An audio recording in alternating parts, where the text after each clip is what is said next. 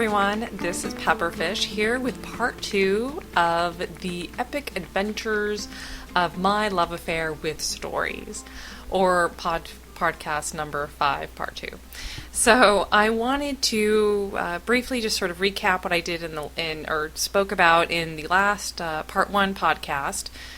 Just kind of, setting the stage for my love of stories, and particularly love of any story that sort of breaks the rules a little or steps outside of the box a little, and any story that, I guess sort of encourages a freedom to sort of create any story that you want. And I found that definitely when I watched Hong Kong films in high school, and, sort of freedom to interpret them as I liked, but also, lessons learned when you find out sort of perhaps a more appropriate interpretation of the films would be.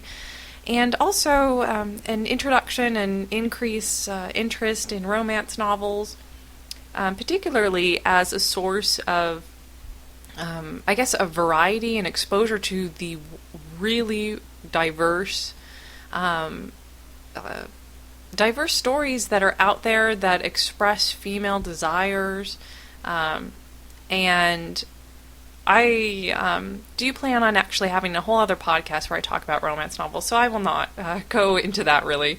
But I do want to sort of talk about my transition from high school into college. So it was in college where I was definitely reading romance novels, paranormal romance specifically, that is my genre. But I won't go into too much detail there. But I was a heavy reader and read them so much during that time period. But also, I wasn't really watching Hong Kong films as much at this time. I didn't have as much access to them anymore now that I was away from my mom, she was kind of like the drug dealer who, just kept feeding me more and more of these films to watch. So I didn't really have as much access to them when I went away to college. But I did have access to a wealth of, other films and other ways of getting movies. So at this point, I was really interested in any film or any show that really just sort of was bizarre and strange and, really focused on perhaps more psychological issues, or, the movie, sort of presented anything that was a little perverse or twisted. Then I was definitely, much more interested in it. Of course, at that time period, in college, you're kind of done with sort of all the mainstream type of stories, and I was definitely one of those who sought out the bizarre. So a lot of college was like that. I definitely, sort of went and looked at both American and international films. Kind of an example, I guess, would be there's this Russian movie called Stalker. And you really have to be in the mood to watch it. I watched it twice, and once, the first time I saw it, I thought it was the best movie ever. And the second time I watched it, I was not in the mood, and I'm like, this movie's really kind of slow and a little, not quite boring, but not quite, I wasn't so intensely into it. It's just, some movies, you really just, you kind of have to be in the mood for. So that was the type of movie I was really into. And, at the same time, this is sort of in the world of fiction, fictional stories that I was interested in. But at this point in time in college, I was studying history. And history, and the investigation of, can we find out the truth or the facts of what has happened in the past? And, of course, the answer is no. You can never really find out what really happened. But I had, become very interested in history in high school, and so I went off to college and studied it, and I definitely came to realize how much I love the study of history and history in general. And at this point in time, when you study history, particularly in the college level, you're really exposed to just sort of the complexities of human life and the sort of the variety that and the ways that humans have evolved and the ways that we haven't evolved. So, there are certain things where, it's very similar to our own time period and my own experiences, and other things are very different. So, It was kind of the same type of feeling, in watching, say, Hong Kong films, where certain things that happen I could definitely identify with, and oh, that's very similar to me, and then but other things are just slightly different.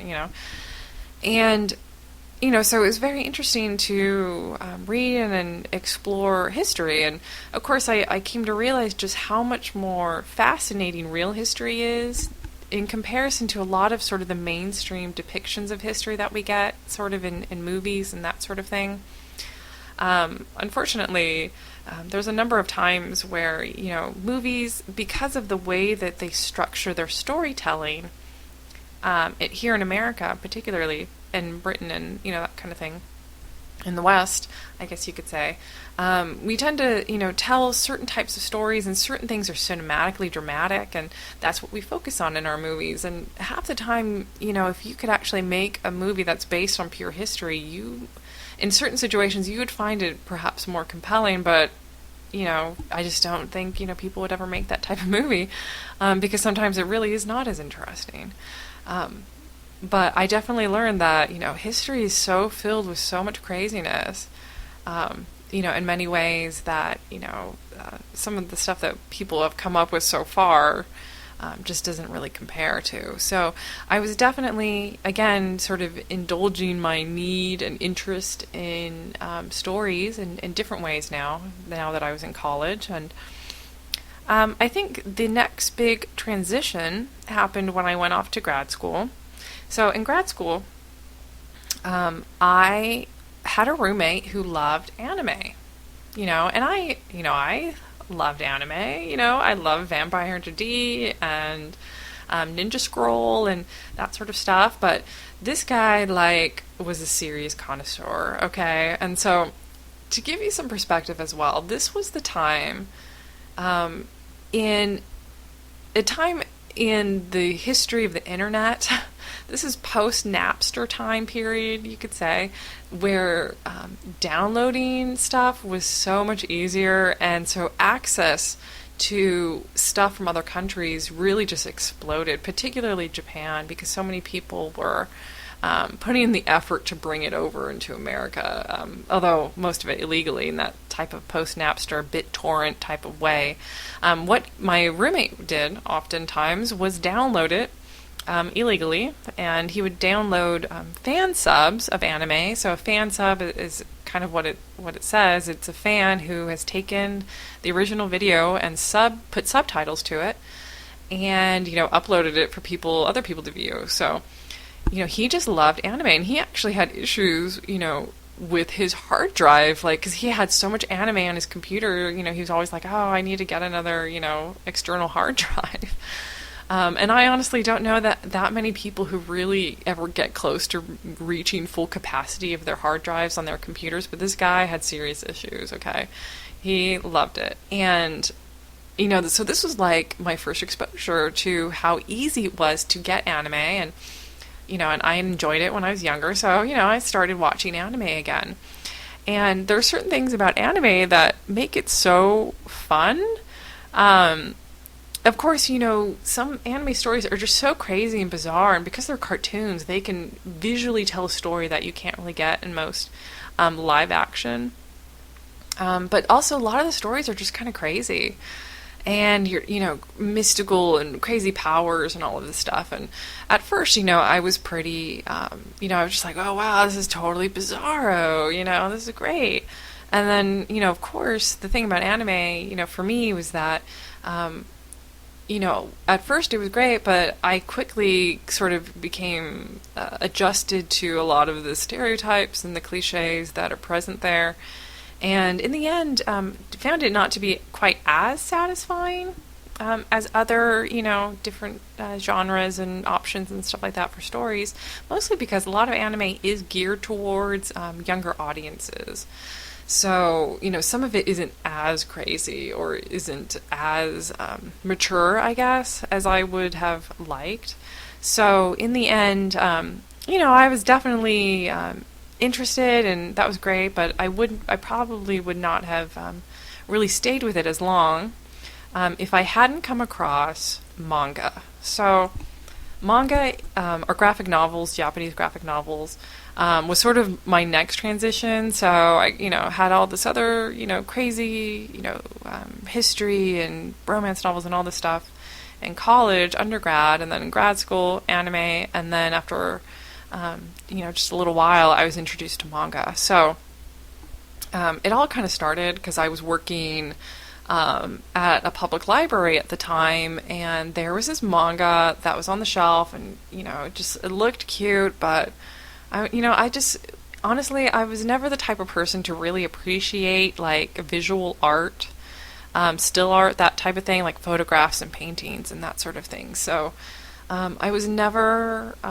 just really into it. So I always kind of assumed that graphic novels would not do it for me. I was a reader at this point, so I didn't, need that. But I decided one time to give this one manga a try because I'd seen it so much.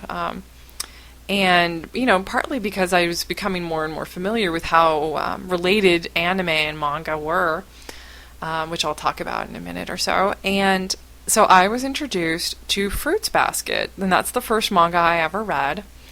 And Fruits Basket is a shoujo manga, so shoujo is a type of manga that's geared for girls. And, it's very cutesy and sometimes and, focused on love and stuff like that. But Fruits Basket is very angsty and, it's kind of hardcore in its own way, for a shoujo manga. And it was so much fun to read, but the thing about it is I had started reading it when only 20 volumes out of 23 had been published in America legally, licensed and published in America. So I, read up to volume 20, and I was like, there's only a few more volumes left. I need to get access. I need to know how it ends. Will Toru really end up with Kyo, or is she going to end up with Yuki? Because you never know. And at that point in time, I hadn't really been, I hadn't really been exposed to manga. Like, what are the cliches? What are the tropes? Like, how will it really end? So, at this point in time, I was introduced by a friend who was a connoisseur, again, of manga at this time, and she actually exposed me to the world of scanlations. So a scanlation is essentially a scan version of the manga where someone has scanned it and translated the Japanese and sort of wiped the page of the Japanese text and put it on English or Spanish or whatever language it's translated into and posted it online. So there's this whole world of scanlations out there. And so all of a sudden I'm exposed to the fact that, I don't actually, have to buy all this manga. I can just read it online illegally. And I was able to finish Fruits Basket. And then, of course, because I love it so much, I have actually bought all of Fruits Basket myself. So, but the thing about it is, just the exposure to manga and how easy it is to get. It's the same thing with anime, how easy it is to get. And, really was just like, kind of what I was reading for a long time. And there's some important differences in the stories that you get with manga and anime, because again, this is stuff coming out of Japan, and they have different their own different cliches and their own different setups. And there are a couple that have really stood out to me that I have really enjoyed for various reasons, or have thought was kind of fun to enjoy, and stuff that's just so popular that you just don't really get here in America. And one of them is the reverse harem setup. So, a harem setup generally in Japanese manga and anime is where you have like a guy with a bunch of girls, and he kind of has his pick. And the whole idea usually is something convoluted, like he's really clumsy but he has to dress up like a girl to stay at a girl's dorm, to go to a girl's school for some convoluted reason. And shenanigans happen, that type of thing. And of course the reverse harem is the opposite of that, where you have a girl for, various reasons, is surrounded by guys. And usually the idea of a harem is that you have representatives of like every type of personal taste out there, so most women, aren't attracted to Brad Pitt. Like everyone has their own preferences, right? So a harem is supposed to address everyone's preferences. So there's going to be a guy in glasses who's really intense and quiet and studious, and then you'll have the guy who's like really strong, and then you have the other guy who's a little bit more flamboyant and fun, and then you have the other guy who's like cute and like, kiddish and stuff like that. So you have these sort of representatives of male attractiveness. Of course, it's the reverse. In a harem, it's women, but in reverse harem, it's going to be the males, on display, and you'll have one female, and she'll have her pick, kind of thing. And it's just so. It's just such a funny setup to me, because I'm just like, oh, like they're totally just like, yep, that's the way it is, and everyone knows about it, and it's just not that big a deal, it seems like. So I'm like, oh, this is kind of fun. It, it makes the story fun. And, totally just blatant about how things are, and what this story is catering to. The other sort of setup that I find interesting and that's done so much in Japan is gender bending. So, and this is kind of, sort of an interesting idea for me, as a Westerner, because we, in America, we have, some issues with gender and stuff like that, and gender bending, and sometimes, it's played for laughs in TV shows, and it's, and other times it's way serious, and, so it's kind of interesting to see a different culture's take and their handling of it, and, and I'm trying very hard not to look at things, just as a Westerner, and, so they have a lot of gender bending stories, and oftentimes they're women who are dressing up as males and living in sort of a male world. And so it's not, it's a reverse harem, but it's not quite, perhaps as obvious, but, and they have quite a number of stories where they're about gender benders. And me personally, I like androgyny, and I like gender bending. So one thing, I was kind of like, oh, this is awesome. Like, this is like just a playful, fun situations, stories that you get where you have gender bending. It's not that big a deal. But it's, so it's definitely kind of a, like, oh, this is kind of fun.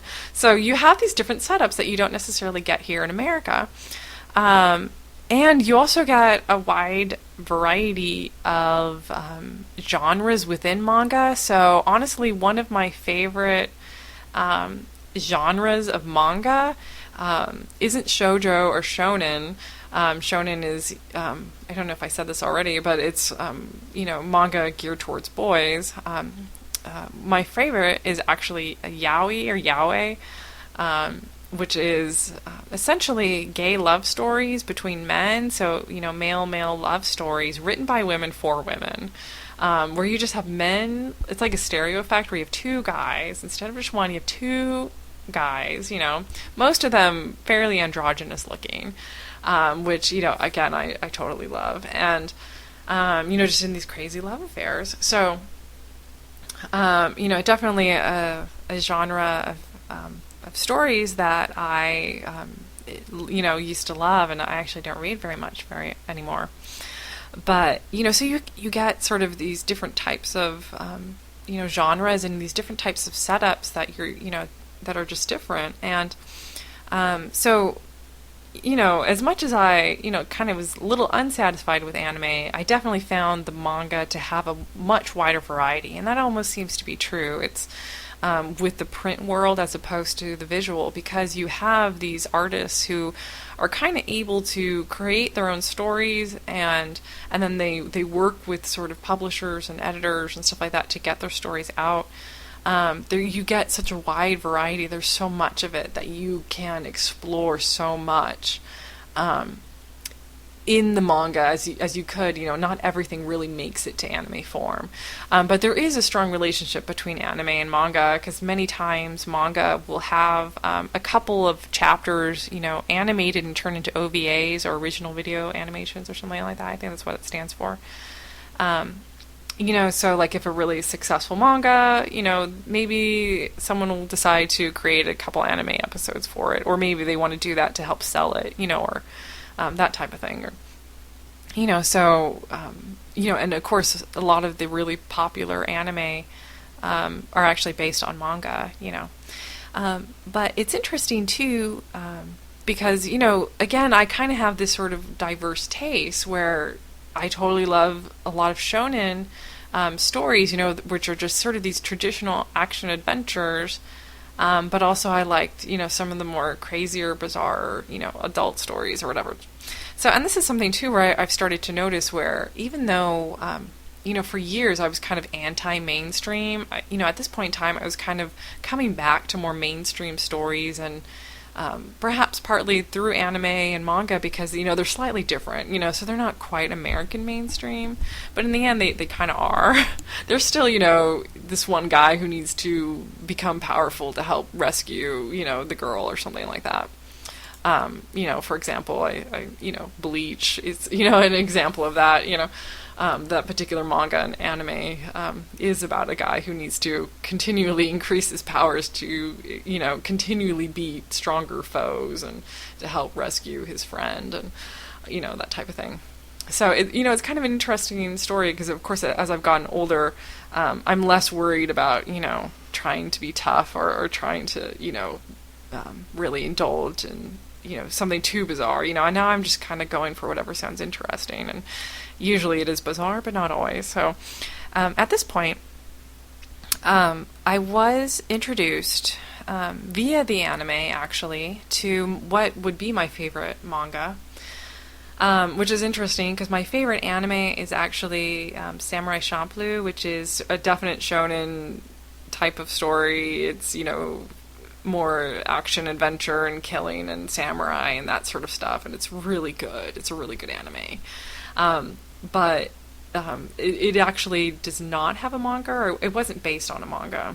But anywho, my favorite manga does have an anime, but the anime is not my favorite. I mean, I love the anime, but it's just, it's not quite as epically awesome as the manga. And that is The Wallflower. So The Wallflower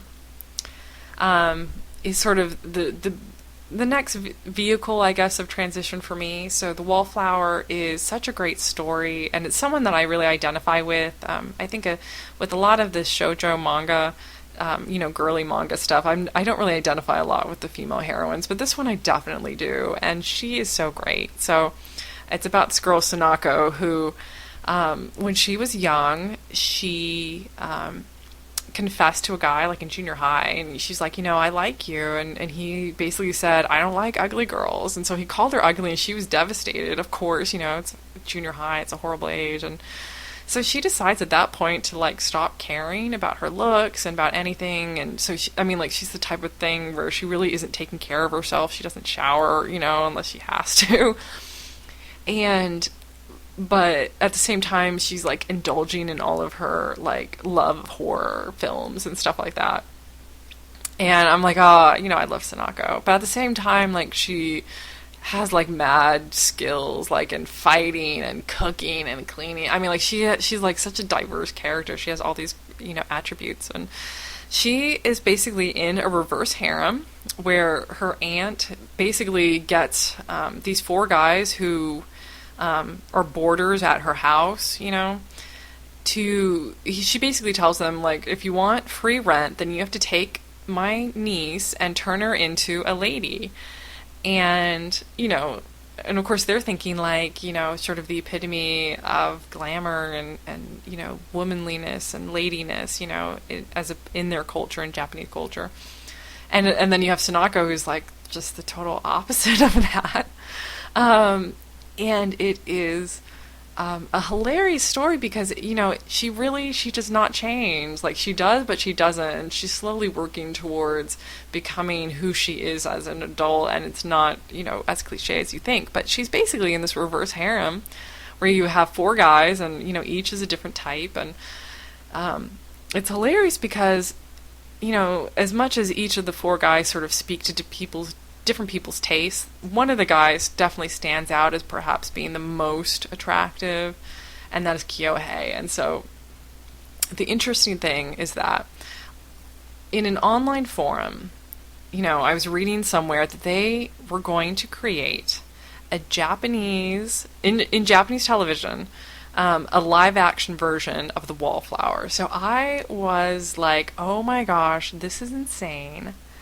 What am I going to do? How am I going to watch the show? I have to watch it. And particularly because I really wanted to know, how on earth are you going to cast Kyohei? Like, this character, this guy who's supposed to be like the really ultimate, like, guy of everyone's. Like, everyone could agree that this is the most attractive guy out of all four, And of course, in reality, that's so impossible to do. People have such a diverse taste. But so I was really curious, like, who on earth would they cast? I had no knowledge of Japanese actors or anything that was going on in Japan in regards to the live action, film and television industry. So this was my transition, all because of The Wallflower, into Japanese television.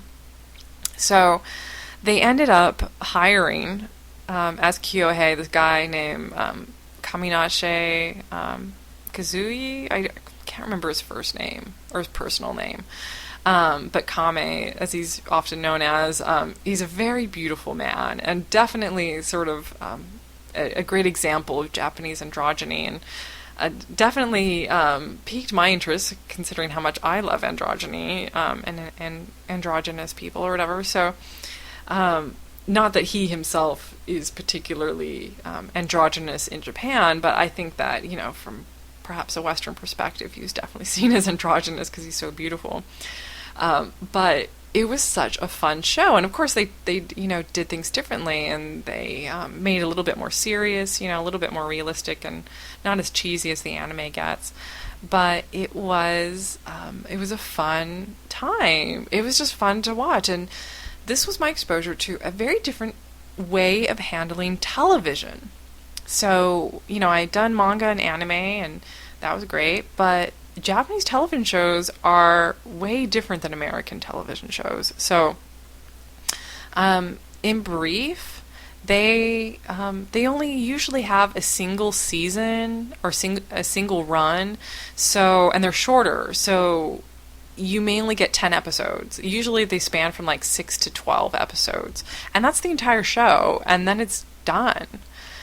If it's really successful, it might have a second season or something like that.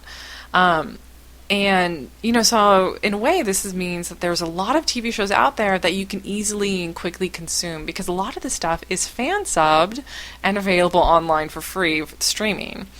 So I definitely watched The Wallflower online. And another thing about Japanese television shows, they definitely censor. They have different censorship laws in Japan, so you definitely get any show that is featured during certain time periods of the day, they're going to have, it's going to be less risque and stuff like that. But they also just have sort of a sense of, I don't know, it's very hard to describe. I wouldn't say wholesome. Wholesome is not quite the right word, but the shows are very, like, satisfying and triumphant and not quite goody two-shoes, but there's just something very kind of Disney about them. So the good guys win, always, and everyone sort of at the end of the episode just kind of feels good, and yes, the people overcame their challenges, and the bad guys, if it's kind of younger and the bad guys aren't really like evil, then they'll be okay too, and and it's such an interesting type of storytelling. I'm like, oh, this is like it's so like heartwarming, I guess maybe is the best way to describe it. And so now so here I am watching all these great Japanese television shows. All of a sudden I'm getting interested in these actors, and the thing about Kame is, I'm like, okay, so what other stuff has this Kame been in? And that's sort of what just sort of started the roll down the hill for me of, watching Japanese television. So all of a sudden, here I am watching Japanese television, not even reading manga or watching anime as much. So my thing was now Japanese television. So the thing about this transition also sort of happened while I, graduated from grad school and went to work full time. And the thing about working full time is, I had less time at home. I was more tired when I got home. And added to that, I really just, I was so involved in my job that, this is when I stopped reading romance novels and I started reading nonfiction. Or I started to read nonfiction. And I think that happens for a lot of people, where if they were interested in genre fiction, there's usually a time period where they stop reading and then they go to like nonfiction, or the more mature stuff, supposedly. And I know I'm definitely not the only person who's done that. So this was sort of my transition. But at the same time, I was totally watching Japanese television shows and, and sometimes reading manga and anime and stuff like that. So, basically I'm now almost completely, watching and consuming stories from Japan. And it was very interesting because I have one more big transition to make into my current tastes, I guess you could say. Again, still interested in storytelling, the variety of storytelling that's out there.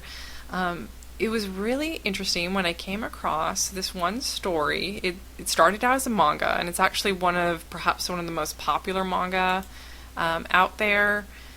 It is a shoujo manga, and it's kind of a trendsetter from what I understand. It's called Hana Yuri Dango. Sorry. And it was like written in the 90s, and it was around for years, and it seriously covers like every single cliche, setup, stereotype, like everything. It has, like in both Japan and America. Like I don't know how it is able to fit so much cliche romancing. Like it is so epic in that way. And it kind of did it, before everyone else, from what I understand, because, it's from the 90s and it's just so hardcore. So this story is so beloved, I guess you could say, that there's like several versions of it in not real, but live action television shows. So like Taiwan did a version of this anime or this manga. I think there may actually be an anime too.